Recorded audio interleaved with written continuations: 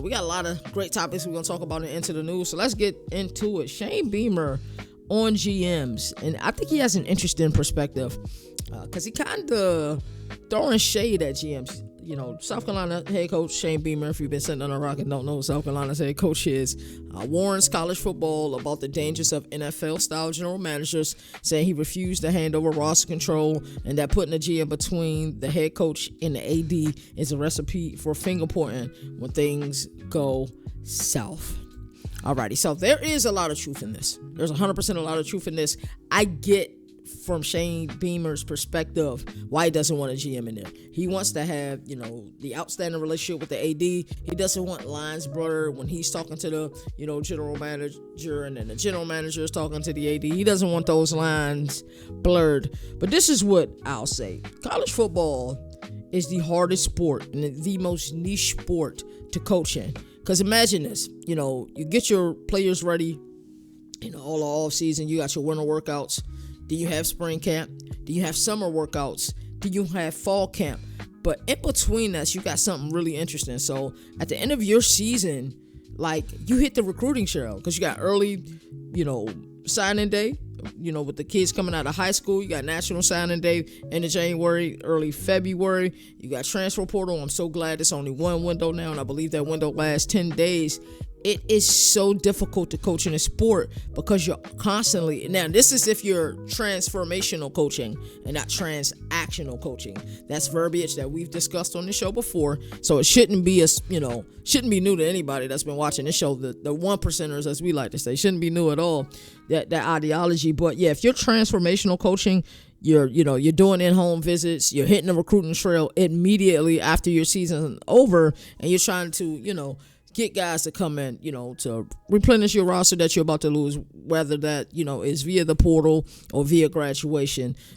You're constantly working. It never stops. So I thought that the GM could be the most lucrative position in all of sports because of the roster construction and the way that it's done. So roster construction, in the NBA, NFL levels, and, MLB, it's different. It's 100% different. It's through a draft process, and some of these draft processes, the NFL is unprotected, meaning if you have the worst,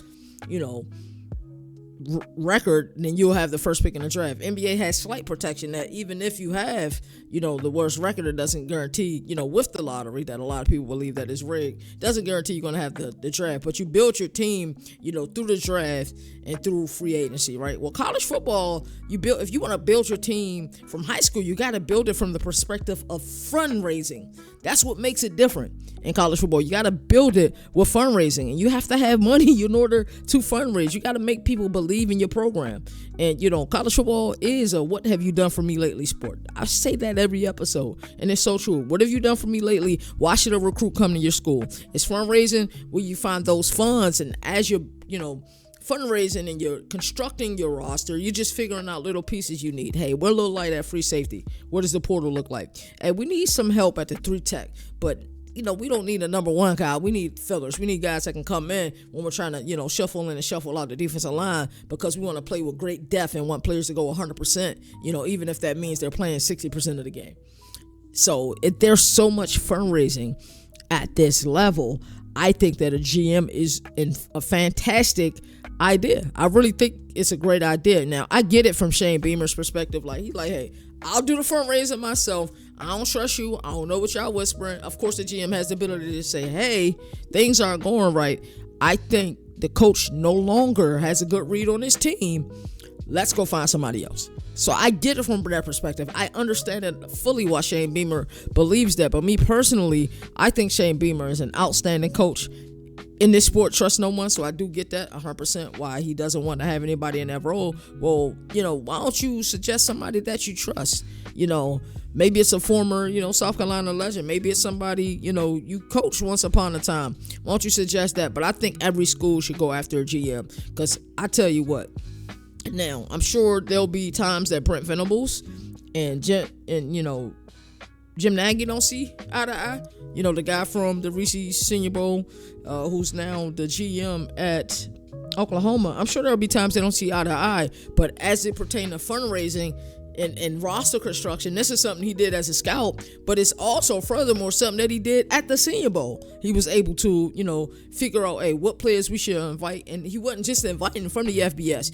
Is there, or just the, the P4. He was inviting at the G5. He was inviting FCS kids. If there was a D2 kid out there, he would probably invite them as well. So he understands roster construction. Also have a great relationship with the NFL, so he also knows what that development looks there and how to properly develop players to get them ready for the next level. I think if the GM position is done right, it's very lucrative. But I do understand where Shane Beamer is coming from. But here, even though I'm not a coach, and, of course, his opinion is valued more than mine, I just don't agree with him.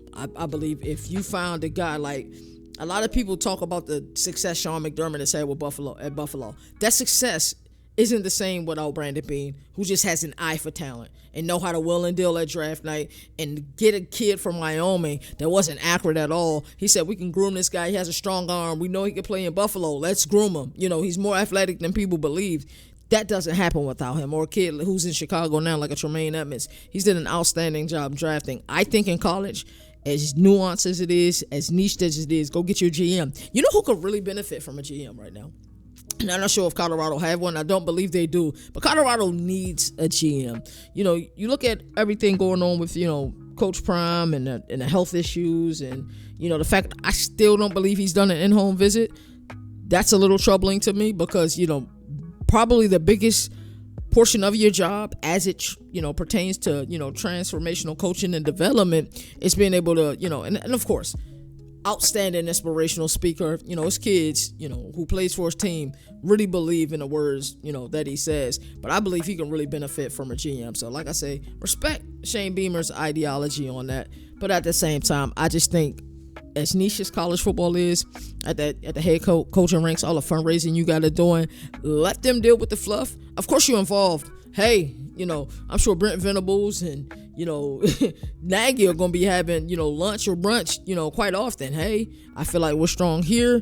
I feel like we're not so strong here. I like this kid. How do you feel about this kid? There'll be a lot of banter, and of course they won't see eye to eye, but that's what's going to breed success. That's what 100% is going to breed success.